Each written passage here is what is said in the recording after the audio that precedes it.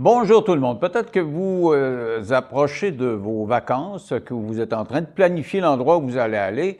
J'ai un collègue qui, lui, au lieu d'aller en vacances sur le bord de la mer, les deux pieds dans l'eau, d'aller, je sais pas moi, aux îles de la Madeleine, il décide d'aller en Afrique et il est parti depuis un bon bout de temps. C'est notre collègue Frédéric Bérard. Salut Frédéric!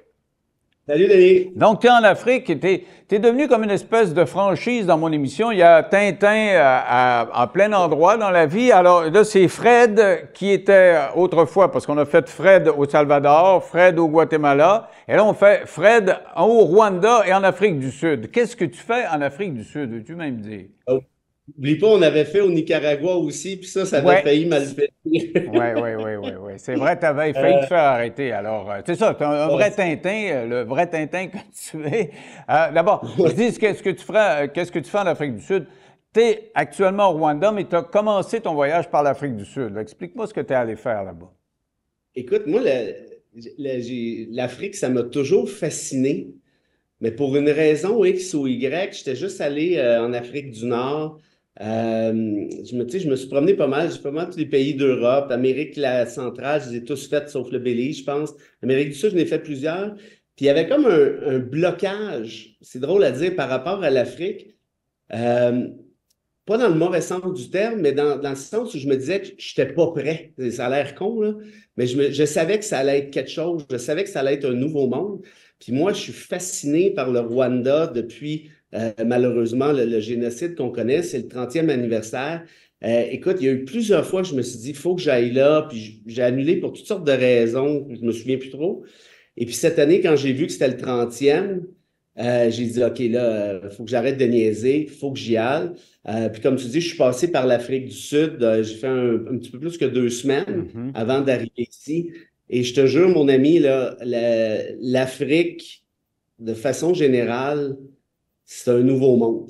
Ben oui, hein. C'est incroyable. C'est incroyable.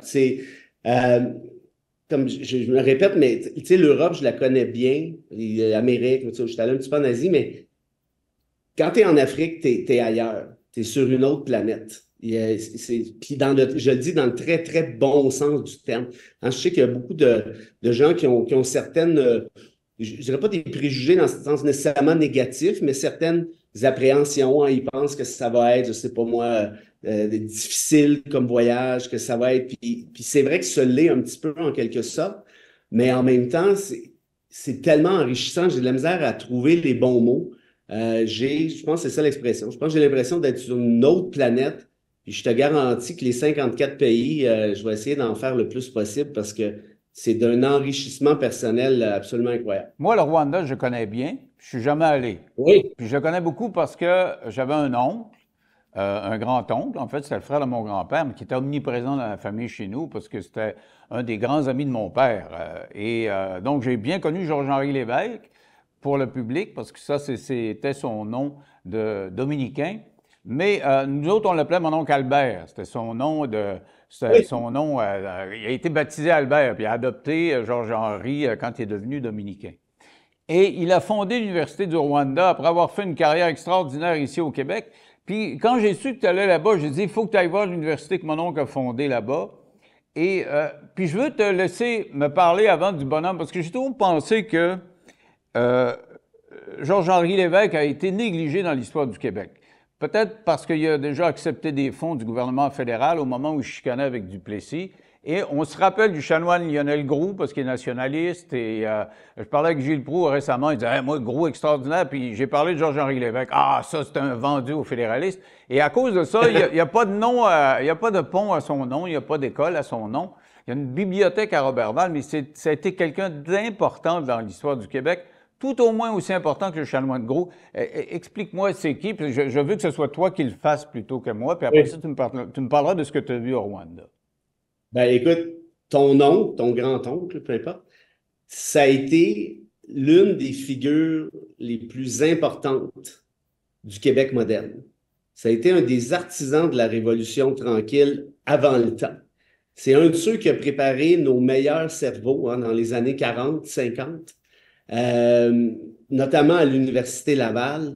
Et je te dirais, puis je le dis en toute franchise, Denis, évidemment, là, tu me connais, là, s'il y a quelque chose qui me tapait ses nerfs, je te le dirais, mais ce gars-là, c'est une injustice fondamentale, totale et complète, qui n'est pas la reconnaissance, qui n'est pas le millième de la reconnaissance de Lionel Groulx, qui a frayé avec des idées fascistes. Là, je sais que je vais fâcher des gens en disant ça, mais allez lire les livres d'histoire, là.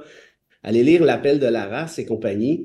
Lionel Groulx frayait avec l'antisémitisme. Il disait il faut boycotter les magasins juifs pour que les Juifs retournent chez eux, et ainsi de suite. Bon, bref, je ne veux pas commencer à faire le procès de Lionel Groulx plus qu'il faut, mais tu sais, ce gars-là, il y a des stations de métro, il y a des parcs, il y a des cégeps, il y a des facultés de sciences sociales à l'Université de Montréal. Le gars, c'est un fan de Mussolini, là. C'est un malade. Mais Lionel Groulx, les fondations. Alors que Mais moi, je ne veux le pas père décrier Lionel Groulx pour monter mon nom, mais moi, je voulais souligner quand même le fait qu'il a fondé la faculté des sciences. Il l'a fondé, là. Il n'y avait rien au Québec. à la base, Il y a un des seuls qui est allé étudier en Europe, puis il est revenu avec un doctorat, puis des post-doctorats, puis tout ce que tu voudras. Et c'est un enseignant, un grand communicateur. Il a fondé la faculté des sciences sociales. Et à la faculté des sciences sociales de l'Université Laval, c'est là que s'est construit, où s'est construite la Révolution tranquille. Parce oui, que les hauts fonctionnaires, les Michel Bélanger, les Arthur Tremblay, les Jacques Parizeau, ils passaient par mon oncle. Quand la Révolution tranquille est arrivée, René Lévesque avait besoin de quelqu'un pour l'aider à nationaliser l'électricité. Il reçoit un coup de téléphone, mon oncle, de René Lévesque. René Lévesque, qui est ministre des Ressources naturelles, dit Père Lévesque, ça me prend vos meilleurs étudiants pour construire un Québec moderne, puis nationaliser Hydro-Québec. Ben, il dit, ils travaillent au fédéral. J'en ai deux. Tu as Parizeau, il a étudié au London School of Economics, puis tu as Michel Bélanger. Michel Bélanger de la commission Bélanger-Campo. Ils sont montés, puis il a pistonné un tas de ses meilleurs élèves qui ont été des mandarins, des sous-ministres, et ils ont fait la Révolution tranquille. Et je pense qu'au Québec, c'est l'essentiel de son rôle, mais en même temps, il passait pour un communiste, parce que tu avais Duplessis qui était très conservateur, puis tu avais cette espèce de nid d'abeilles qui bourdonnait à l'Université Laval. Et Duplessis n'aimait pas ça, c'était des idées révolutionnaires. Et il menaçait tout le temps de couper les vivres. Or, mon oncle, il s'était écœuré de toujours se chicaner avec Duplessis. À un moment donné, le fédéral l'a approché un petit peu. Hey, qu'est-ce que vous penseriez du fait qu'on financerait l'éducation? C'est sûr qu'au Québec, on a toujours tenu à l'exclusivité de nos champs de compétences. Alors, il a ouvert quand même la porte. Il a été sur la commission Massé, ça s'appelait la commission Massé-Lévesque. Et donc, il a ouvert la porte au financement fédéral.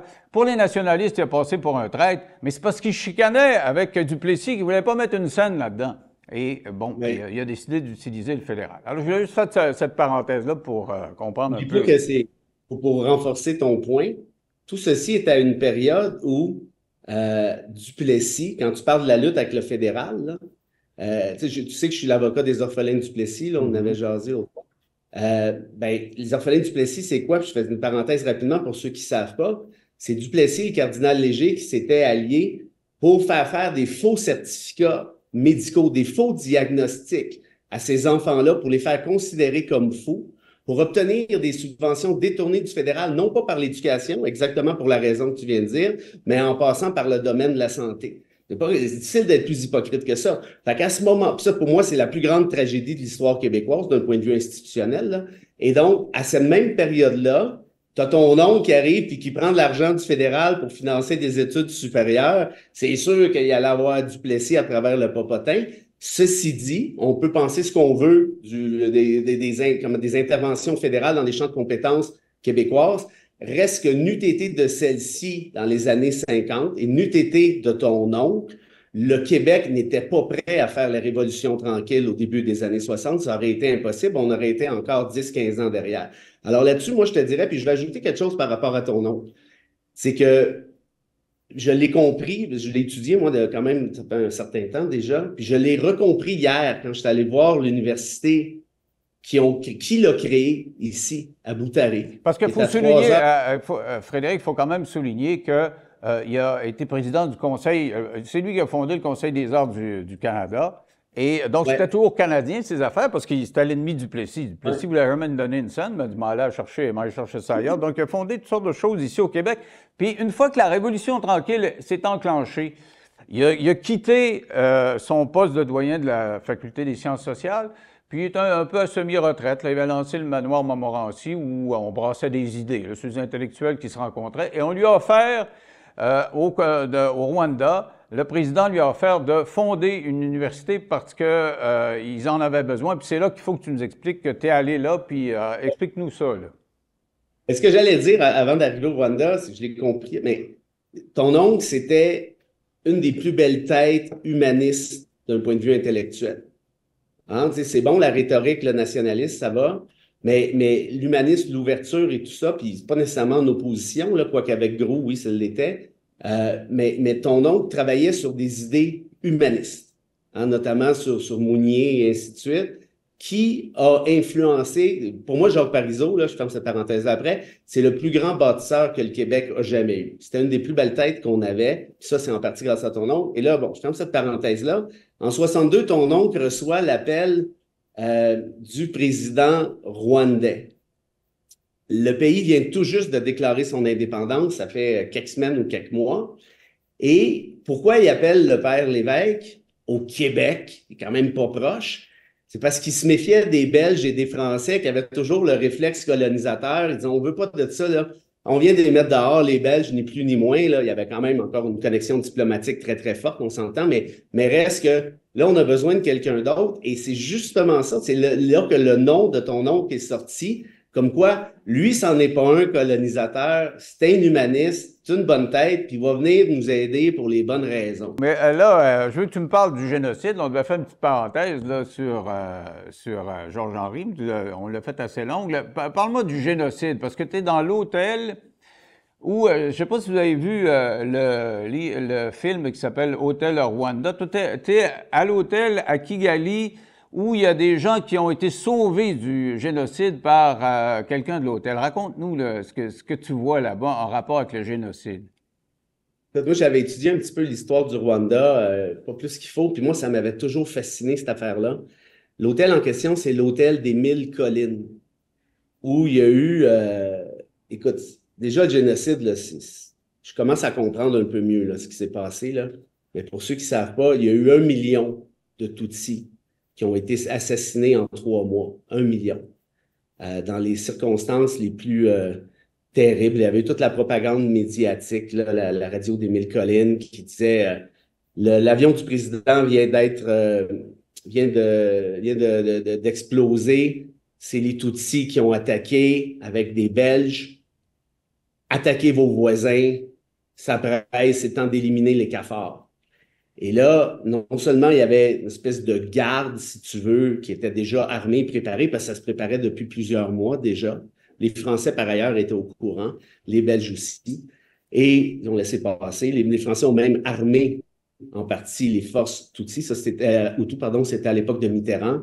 Et là, dans l'espace, dans le temps de le dire, slack, des gens qui étaient amis avec leurs voisins débarquent avec des machettes, avec toutes sortes. Puis je les ai vus, j'ai visité le mémorial, des machettes, des battes, des couteaux, bref.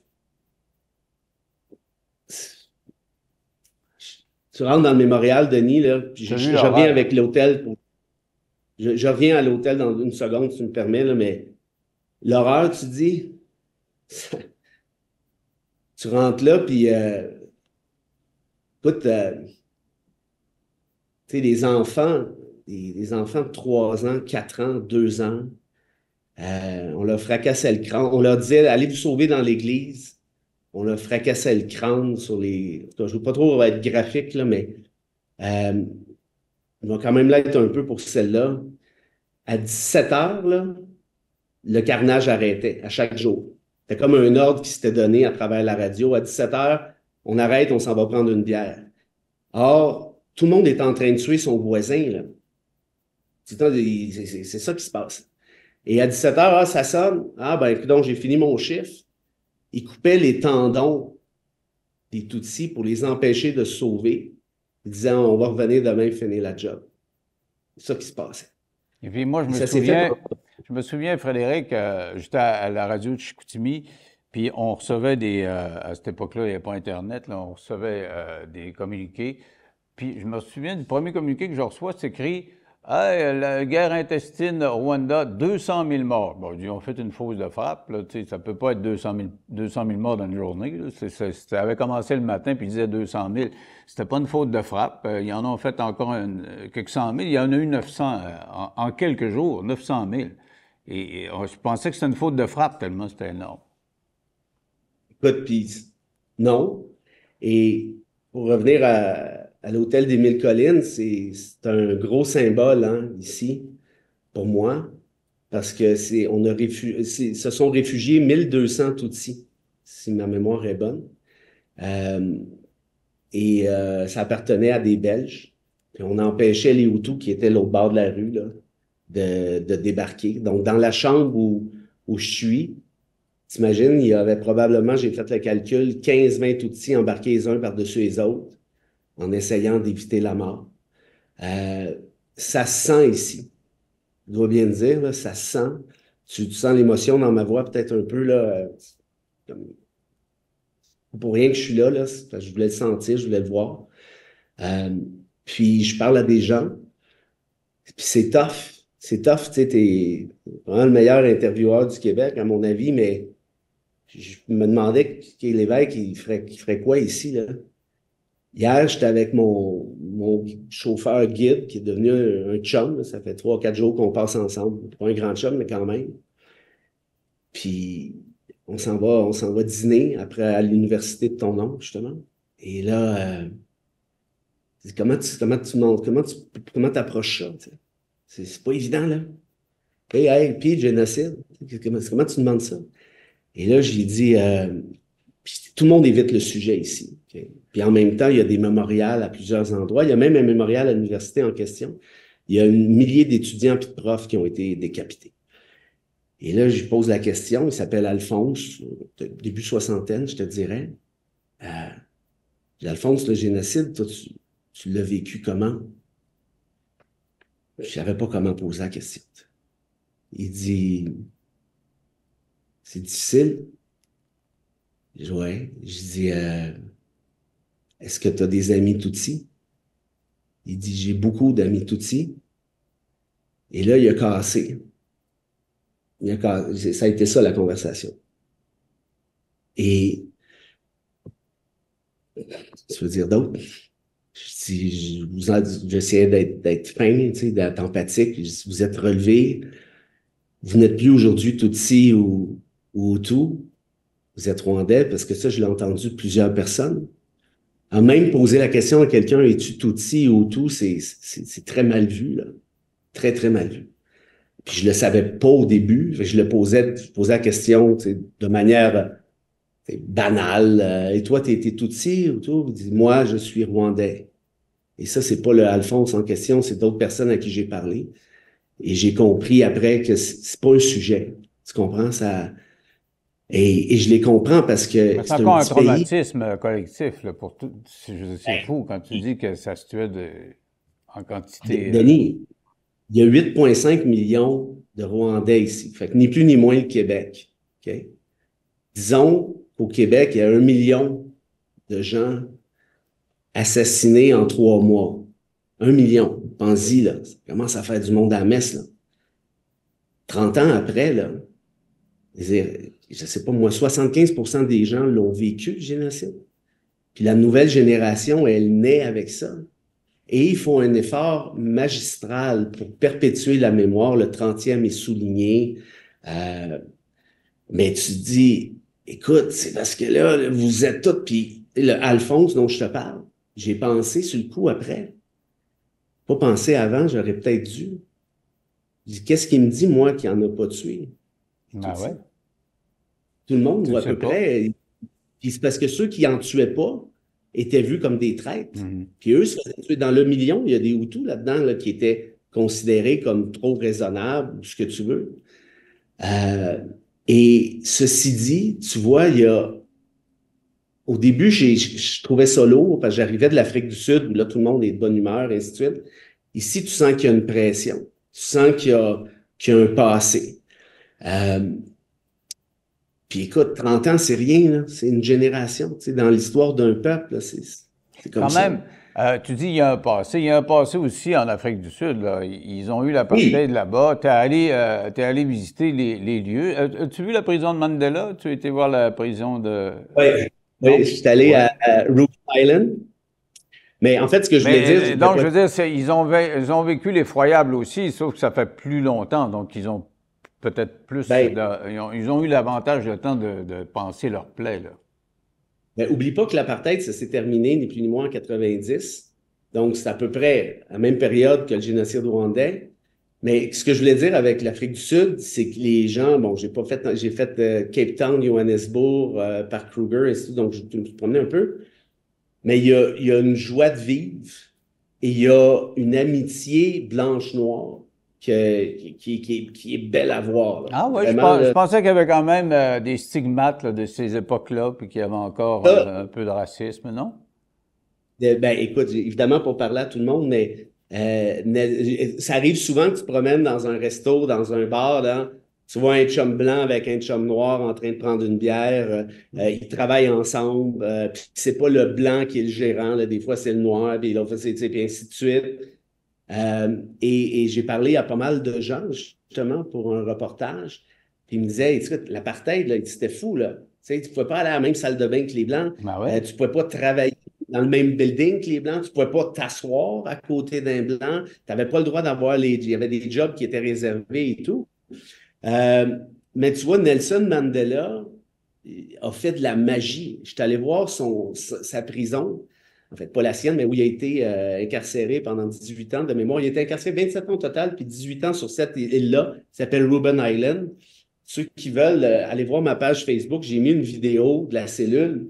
Écoute, moi, je serais claustrophobe, là. C'est gros comme un garde-robe. Tu passes 18 ans là-dedans, puis tu gèles l'hiver. L'Afrique du Sud, là, l'été pour nous, c'est l'hiver là-bas. Fais-moi confiance, là, tu te gèles le popotin, c'est un moyen temps. Là. Il fait 8, 9, 10 dans une cellule de marbre, pas de marbre, mais de ciment, pardon. Puis c'était fait justement pour faire geler les prisonniers. Nelson Mandela, c'est Jésus, là. Sérieusement. Et il a réussi à réunifier ce pays-là, qui n'est pas parfait encore, Mais est-ce que évidemment. tu as vu des couples mixtes, par exemple? Est-ce que le racisme est Ouais, oh oui. disparu à ce point-là? Ouais. Ben, j'en ai vu, là, peut-être pas des milliers, mais oui, oui, absolument. Ah, parce qu'à Puis l'époque, c'était la prison pour tout le monde s'il y avait un couple mixte, là. C'était pas la même... euh, puis il y a un livre que je suis en train de lire d'un gars qui s'appelle Trevor Noah. Fantastique livre qui raconte ça. Son père, c'est un Allemand, donc un blanc. Sa mère a dit, moi, je vais avoir un enfant, puis je vais avoir un enfant mix juste pour écœurer le système. Allez lire ça, ce livre-là. Trevor Noah, N-O-A-H, fantastique. Puis il dit, ma mère m'a eu, puis mon père ne pouvait même pas se promener avec nous autres dans la rue. Il faisait semblant que c'était un gars qui ne nous connaissait pas. Mhm. C'est pas des farces, là. Tu étais rendu à ça, là. Puis elle s'était ramassée une job d'adjointe et tout le kit. Puis là, en tout cas, elle se faisait écœurer en plus finir dans des quartiers de blancs. Tu as quand même eu des petites parenthèses, là. Tu vas voir l'apartheid, c'était un peu décourageant comme époque. Tu vas voir le génocide, tu t'intéresses à ces deux éléments-là. C'est assez lourd pour des vacances, mais tu as été en safari, ça c'est un petit peu plus relax, à moins de se faire manger par un lion, là. Mais comment ça a été ton safari? Ah, hey, écoute, tu sais à quel point j'aime les animaux, là, comme Ah oui, végétarien. t'as un cochon chez vous, toi, hein, c'est ça? Deux. Deux Deux cochons. cochons. Alors, Albert pour moi c'est les Albert vaches, Camus. toi c'est les cochons, qu'est-ce que tu veux, Ah chacun oui. sa tasse de thé. Moi, il y a Albert pour Albert Camus, puis Georges pour George Orwell. Mhm. Et écoute, un safari, là, c'est c'est merveilleux. Il y avait des lions, trois, ça aussi, j'ai mis ça sur Facebook, ceux que ça intéresse, à 15 pieds de moi, là. OK, il était peut-être 6-7 heures le soir, il commençait à faire noir pas mal. Puis il dormait, là, il venait de bouffer, fouille-moi quoi. Puis là, tu te dis 15 pieds, là, c'est pas beaucoup, là. Puis tu sais, moi, j'ai quand même un peu dodu, là. Il me semble que je ferais un bon lunch pour un lion qui se tanne. C'était aïe aïe. Puis écoute, ils préservent ça là-bas, le parc Kruger notamment. Ils font des petits miracles avec les moyens du bord. parce que l'humain, ça fait longtemps que je le sais, là, mais t'es pas tout super futé. Les rhinocéros, il en reste presque plus. Ils sont obligés de créer des escouades pour lutter contre les braconniers de rhinocéros. Ils peinturent la corne du rhinocéros, ils la mettent noire pour que ça soit plus intéressant pour les chasseurs. Les chasseurs, quand ils voient ça, ils tuent pareil juste pour le fun, puis ils s'en vont. Tu vois, genre? Fait que, bref, écoute, l'Afrique du Sud, c'est complexe. L'Afrique du Sud, c'est magnifique. Cape Town, de toutes les villes que j'ai vues dans ma vie, si tu me demandes, choisis-en une où tu t'en vas vivre. Je t'ai vu avec d'autres animaux aussi. Il y avait des guépards, et puis tu t'approchais. Est-ce qu'ils sont apprivoisés ou pas? Comment ça fonctionnait dans ton safari, là? Écoute, ça, c'était le guépard, c'était pas dans le safari, c'est un organisme qui vise à protéger les guépards parce qu'il en reste presque plus Ah, OK, en OK, Afrique. OK. C'est cool. Puis tu vas là, puis tu payes, je sais pas là, peut-être 40-50 piastres, je me souviens plus. Et c'est parce que s'ils laissaient les guépards en pleine nature, ils se feraient manger. Ils les ont protégés à l'époque.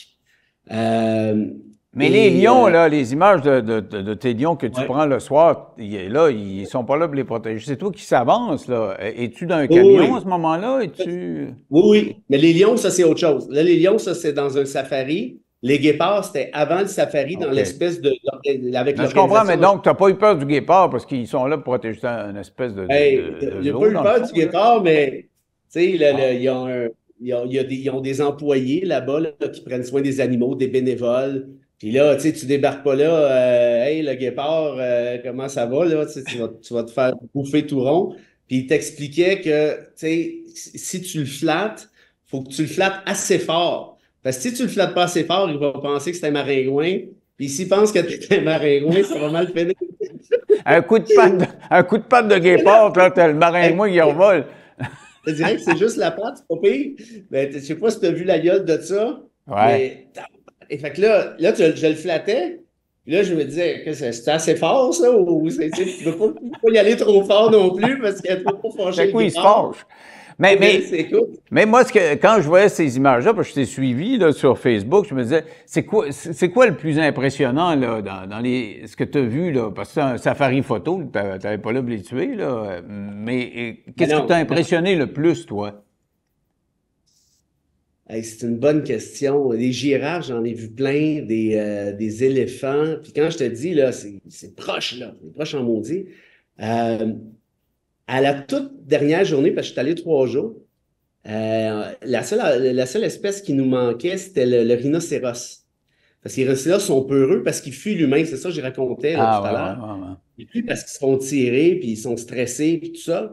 Puis, écoute, l'endroit où je suis allé, tu peux pas avoir plus respectueux de la nature que ça. Là. Tu sais, ils engagent, je le disais, là, ils engagent justement des escouades pour lutter contre les braconniers. C'est des amoureux des animaux. C'est fantastique. Puis, c'est des centaines de kilomètres. T'es dans la savane. Là, tu sais, il n'y a rien de garanti que tu vas en voir. Là, tu comprends-tu? Les animaux sont chez eux. Là.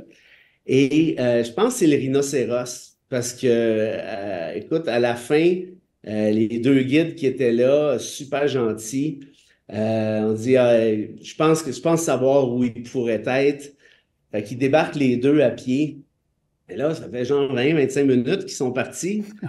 Là, à un moment Tu donné, m'as retourné à pied, moi, là, tout seul, à travers le rhinocéros. j'étais j'étais dans la Jeep. Je regardais ça, j'ai dit, OK, moi, c'est manuel, ça a l'air d'être une popée patente à gosse, là, mais en tout cas, là, j'attends combien de temps encore, moi, là, puis j'avais un avion à prendre en soirée. Là, je savais pas trop quoi faire. Je disais que non, ils n'ont pas de gun, il n'y a pas de. Parce que là, tu es en plein milieu de la savane, là. T'es pas, comment je te dirais, au zoo de Granby, là. Je dis, s'il y a des lions qui débarquent, et puis il nous a dit, ah, ben, si vous restez dans l'auto, stressez pas, là, t'en fais pas avec ça, là, ils vont pas venir. Ouais, OK, je comprends bien, là, mais moi, j'ai vu, ce même matin-là, en cherchant un rhinocéros, des lions. Écoute, le lion, là, le roi lion, là, je l'ai vu, là, Mhm. proche, là. Lui, là, il n'est pas stressé dans la vie, tu comprends? Il fait chaud, il ne voit pas trop. Fait que c'est les lionnes qui chassent. Puis lui, des fois, quand il est tanné, il s'en va piquer ça à Madame Lion. Et Madame Lion est arrivée avec qu'est-ce qu'elle avait déjà? Un Une antilope. antilope. Bébé antilope. Puis elle se promène. Puis là, tu as une autre mère lion qui saute dans le dos en disant, donne-moi-en un peu. Puis là, tu as l'espèce de bonhomme de gros lâche en arrière qui arrive. Mais là, c'est parce que c'est à côté, là. Puis, fait que, tout ce que je te raconte là, c'est genre une demi-heure avant les rhinocéros. Fait que là, Monsieur Lion, il a faim. Moi, le dodu, là, je suis là T'es tout seul dans en ton pleine char. comme un jambon. Tout d'un coup, je deviendrai un antilope. Ben, tu sais, je sais pas. Puis, tu sais, l'antilope, je te garantis une affaire, elle court pas mal plus vite que moi. Ouais, si le lion décide de m'enligner, à part dire, hey, c'est beau, laisse faire ça, on peut-tu négocier, discuter, parlementer, il n'y a pas grand-chose que je peux faire. Fait que, bref, les deux gars reviennent, je sais pas, ça a pris 20-25 minutes, une demi-heure, je sais pas trop. J'ai dit, OK, en fait, il en revient juste un. J'ai dit, là, ton chum, tu correct? Et il dit, je sais pas, il est où? J'ai dit, ouais, mais là, on pourrait aller le chercher. Je sais pas avoir la mort d'un gars sa conscience parce que je voulais voir un rhinocéros dans une espèce de ditch. Fait que, bref, le gars est revenu, puis on a vu une famille de rhinocéros. Puis de loin, quand je te dis qu'ils sont respectueux, blague pas, on les voyait quand même assez mal parce que là, ils disaient, ah, la famille est nerveuse parce qu'il y a tellement de braconniers que dès qu'ils sentent la présence d'humains, parce qu'ils la sentent au sens propre du terme, ils fuient. Et par la suite, on a vu un mâle rhinocéros. Lui, il se foutait de nous autres. Il nous regardait en disant OK, venez-vous-en si vous n'êtes pas content. C'est impressionnant. C'est vraiment quelque chose. Fait que, bref, je te dirais le rhinocéros puis le lion. Là, ça achève tes vacances. Au lieu d'aller sur une plage, moi, après toutes ces émotions-là, j'irai sur une plage, tu t'en vas en Éthiopie. Ouais. Qu'est-ce que tu vas faire là en Éthiopie? Ben, tu vois, Tu n'auras quand même pas assisté au Sahel, aux famines, puis je veux dire, à un moment donné, c'est des vacances que tu prends là. non, ben, en fait, la raison, c'est que je donne une conférence à Athènes, en Grèce, le 16, et il n'y avait pas de vol direct. Rwanda, c'est assez mal foutu pour ça, les vols directs par rapport à l'Europe. Ça m'a surpris. Je pensais qu'il y en avait plus que ça.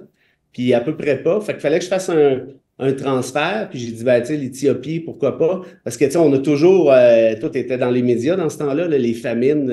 Écoute, on entendait parler de l'Éthiopie chaque jour. Et je me suis renseigné un petit peu pour apprendre. L'Éthiopie, c'est un pays qui est complexe aussi. Hein? Il envoyait d'ailleurs. C'est un gros Oui, pays. il envoyait des gens ici au Rwanda, qui ont des Tutsis à l'époque, et ça alimentait la paranoïa, comme quoi que l'Éthiopie essayait de déstabiliser le Rwanda. Donc, je trouvais que c'était la suite logique de mon voyage, et c'est un pays qui s'est excessivement bien développé, apparemment. Il y a une multitude de communautés religieuses qui cohabitent assez bien. C'est un des très rares pays africains qui n'a pas été colonisé. Je me demande même si c'est pas le seul, en fait. Oui, il y avait l'empereur qui est Est-ce que l'empereur Sélasie, on le connaissait plus jeune? Y a-tu un fils qui a pris le pouvoir ou... Je sais pas. Je sais pas. Ben, vas-y, puis salue-les tous de notre part, puis tu nous raconteras ça en venant, parce que les aventures de Tintin se poursuivront. À Athènes, tu l'as dit, tu vas prendre la parole. C'est quoi ton affaire à Athènes? C'est une conférence internationale? Une conférence internationale, AF, je sais pas quoi, là, ils m'ont j'espère demandé que tu sais ce que tu vas dire, au moins. C'est drôle parce que, tu sais, ça s'organise, ça prend du temps, là, cette affaire-là. Fait que j'avais dit oui, je sais pas, là, suis-moi. Puis, il m'avait demandé d'envoyer un abstract qui appelle, un espèce de résumé de ce que j'allais dire. J'ai envoyé ça en anglais, mais c'est même pas moi, c'est une de mes collègues qui l'avait fait, parce que je pense que j'étais au Nicaragua, même dans ce temps-là, quelque chose de même. J'envoie donc la proposition, puis là, ils me réécrivent, ils disent, bon, là, ça va être, puis là, je dis, de quoi je vais parler? Je ne me souvenais plus tout. Mais là, je me dis, je peux quand même pas leur demander de quoi je vais parler, je vais avoir l'air d'un épais. Parle-leur des rhinocéros. C'est bien intéressant quand tu parles des rhinocéros. Le sujet de la conférence, c'est la dérogatoire au Canada. La dérogatoire, puis la subsidiarité. Ah, ça doit les intéresser, la subsidiarité puis le dérogatoire. Fait que je te garantis que si c'était des gens comme toi dans la salle, il y aurait bien plus de fun à jaser de rhinocéros que jaser de dérogatoire. Ça va être plus winner si on parle de rhinocéros. Hey, merci Fred, bon retour, et puis on s'en parle quand tu reviens. Bye. Avec plaisir. Salut mon ami.